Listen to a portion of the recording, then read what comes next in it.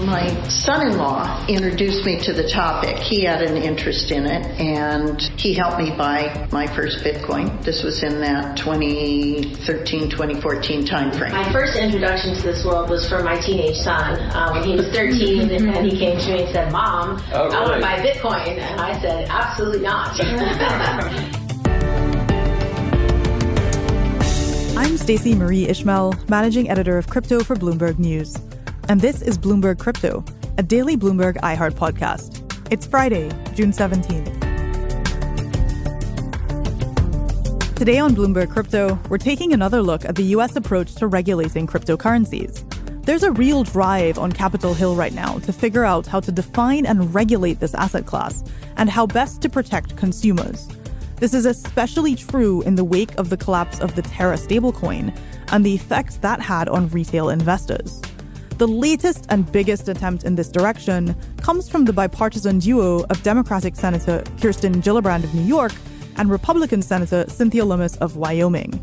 They're proposing legislation that would, among many other things, clarify the rules of how two very different government agencies, the CFTC and the SEC, would divvy up the crypto landscape.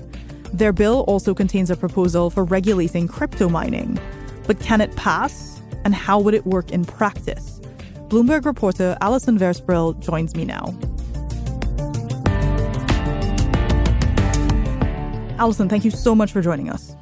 Today we're going to talk about a pair of senators. We have on the one side Senator Kirsten Gillibrand, who's a Democrat from New York, and a Republican Senator, Cynthia Lummis of Wyoming, who've just introduced a crypto regulation bill. What specifically is in it?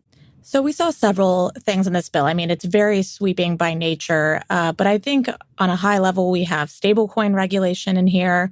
You know, it would require issuers to have 100% reserves and then make public disclosures about the assets backing their tokens. We would also see a directive that a government watchdog do a study on some of the opportunities and risks of investing in retirement savings and digital assets. We'd see the Commodities Futures Trading Commission get significantly greater role in regulating digital assets. Mm-hmm. They would actually have, primary jurisdiction over coins like Bitcoin and Ether, which together make up more than half of the total market capitalization. So, not a small amount of power. Not a small amount. And actually, the senators, after introducing this bill, they mentioned CFTC would have kind of the bigger role when it comes to market capitalization, but then SEC would likely have a bigger role when it comes to the number of tokens that would fall under sort of the securities definition. So kind of an interesting distinction there. And then we'd also have the creation of an advisory committee, and this would be, consist of private and public sector members. And essentially, the idea is to help the government keep pace with innovation, because we know that things move at a record pace when it comes to digital assets. And so this committee would be tasked with coming up with recommendations and, on new developments and kind of which agencies should be in charge. And you got some of the backstory of how these senators got interested, not just in crypto, but in working with each other. Tell me more about that. Both of those senators have expressed an interest in cryptocurrency, and I think it stems from two different places. With Senator Lummis, she started investing in this very early. She has bought her first Bitcoin in 2013 at the recommendation of her son-in-law. And then Senator Gillibrand, she told me and another colleague of mine that she began working on the Senate Intelligence Committee about a year ago and really started participating in hearings on virtual currency and the blockchain. And she also, she represents New York, which is the financial capital of the world. And so New Yorkers will tell you. New Yorkers will tell you, that's right. And so she, there's obviously been a lot of interest from local politicians in New York. And so she's kind of jumping in on that. And, she was the one to approach Senator Lummis. So she approached Senator Lummis. Yes, that's the story we were told. So it's pretty interesting. They, Senator Gillibrand, as she describes it, was working, I think about a year ago, on legislation to help sexual assault victims in the military. And she, told a story about Senator Lummis being really willing to jump in on that effort without having to consult her staff, just knowing that it was an area that was of interest to Senator Gillibrand. She told us that really, really stuck with her.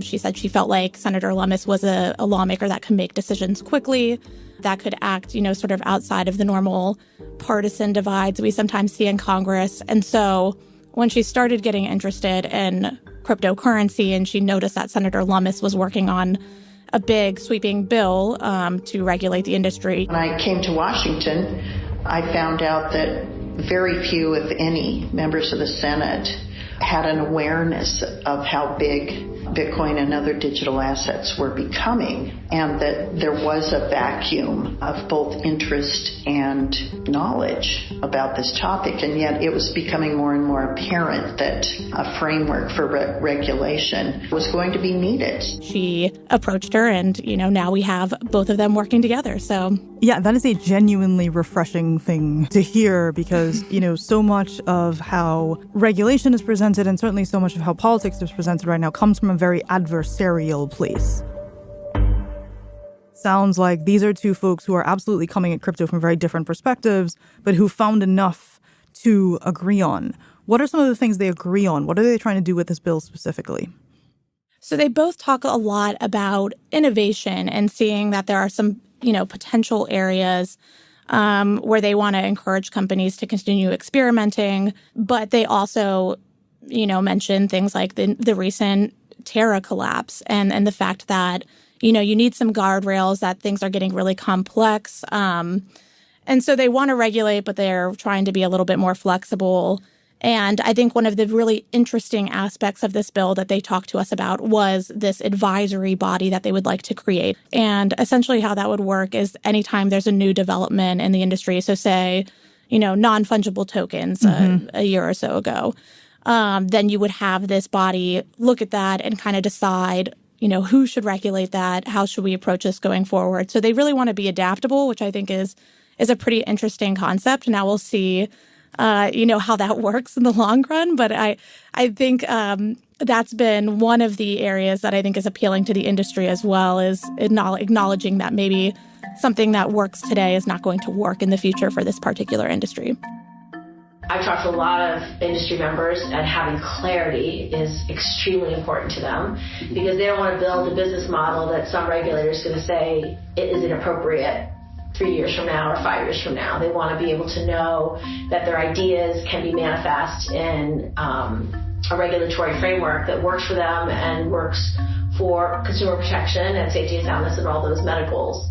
So I'm optimistic that this bill will do exactly that. Right. So very explicitly addressing the criticism that regulators are always regulating the last 5 years and not the coming 5 years. Yes.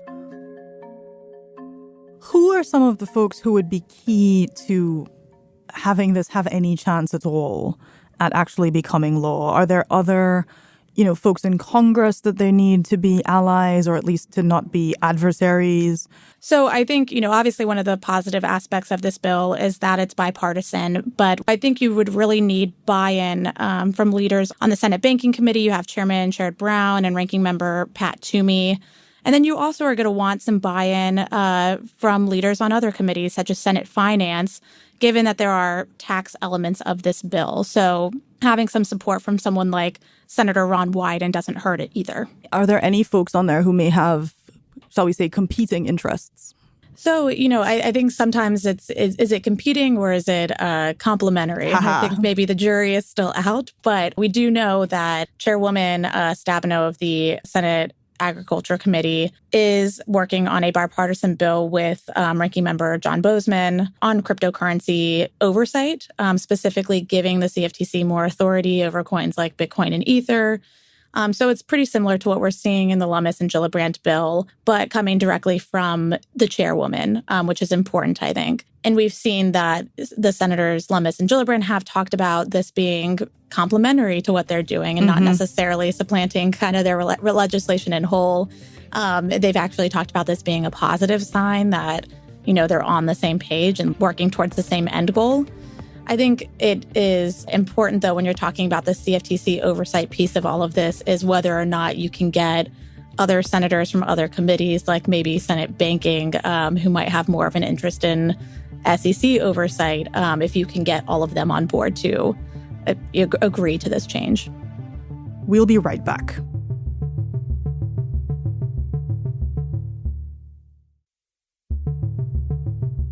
Is this one of those examples where everybody kind of agrees that something has to happen, but the devil's in the details? Or actually, are you seeing much more polarization than that?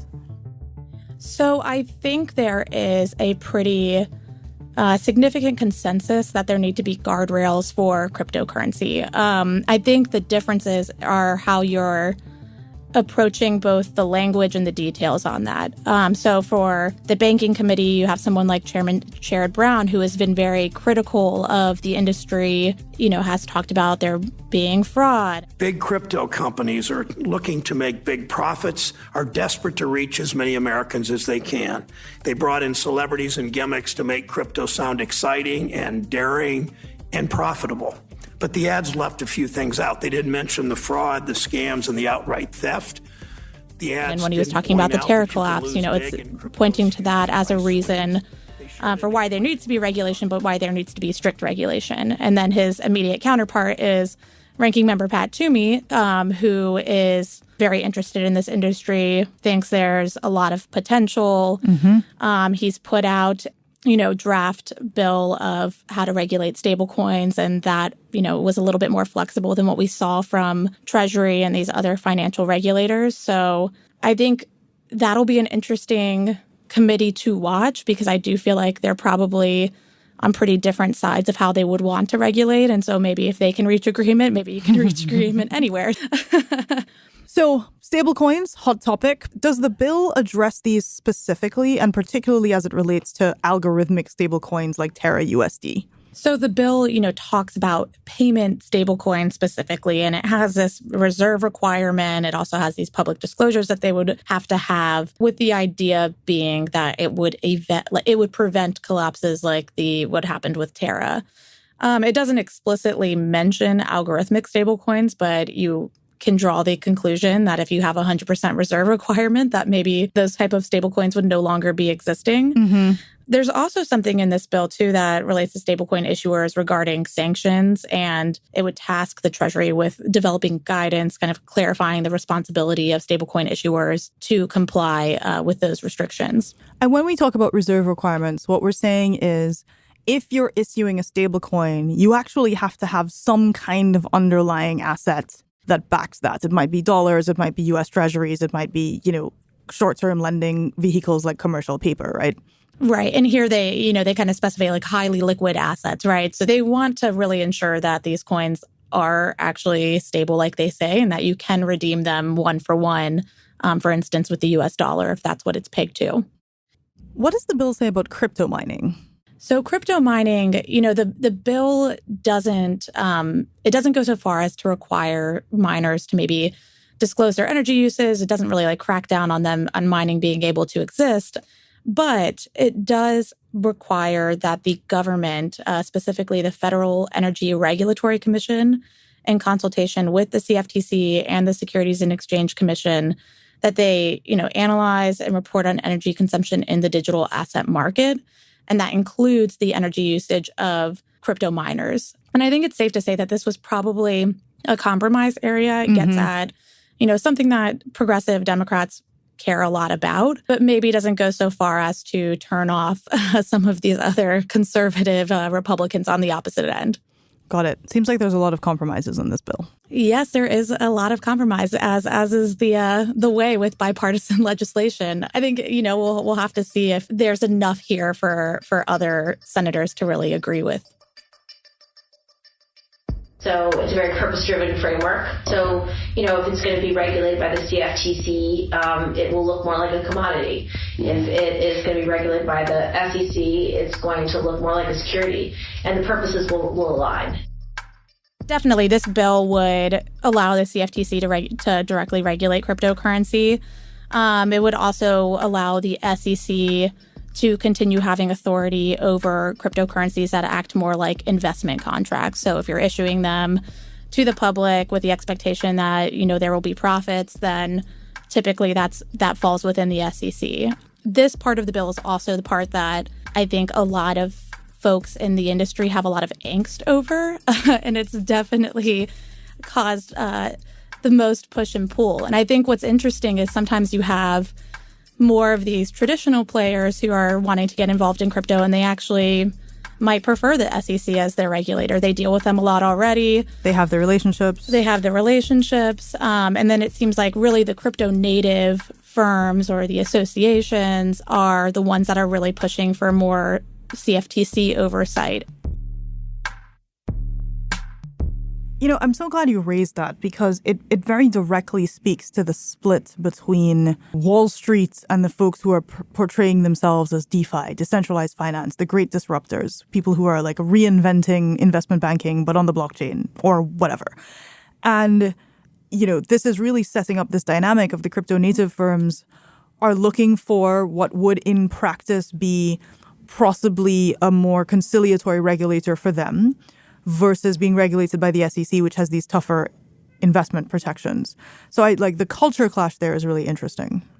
And I think you see it in other parts of this space as well. Obviously, you see it with stablecoins.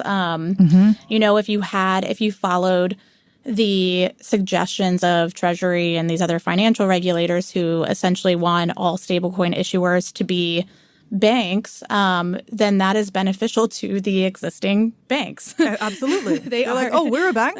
We're a bank. They already, they have the charters. They've gone through the hurdles that they need to with regulators, where you have maybe some of these crypto native firms who are currently issuing stable coins. And to get that bank charter, it could take them years, or to get all the regulatory approvals that they need to. And I think that's why you see some pushing for, well, at least give us some flexibility. Let us be something else that's maybe regulated still, but not exactly a bank, or let us maybe partner with a bank. And I think that's going to be something that's very interesting to watch. Well, thank you, Ali. I appreciate you taking the time. Thanks for having me. You can find more of Allyson Versprille's reporting on the Bloomberg terminal on Bloomberg.com. And you can find her on Twitter at Ally Versprille. That's Versprille.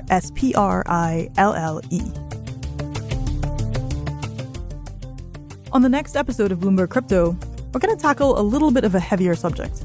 We're going to talk about crypto addiction.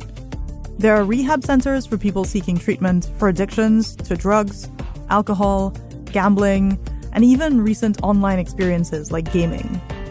These centers are currently seeing an uptick in people looking for help controlling their crypto trading. We'll have two Bloomberg reporters joining us, Claire Ballantyne and Charlie Wells. We're off on Monday, June 20th for Juneteenth. We'll be back on Tuesday. I'm Stacey Marie Ishmael, and this is Bloomberg Crypto, a daily podcast from Bloomberg and iHeartRadio. For more shows from iHeartRadio, visit the iHeartRadio app, Apple Podcasts, or wherever you get your podcasts. Email your comments, questions, or suggestions to crypto@bloomberg.net. Follow us on Twitter @crypto. The producer and editor of this episode is Vicky Vergolina. Desta Wonderad is our engineer.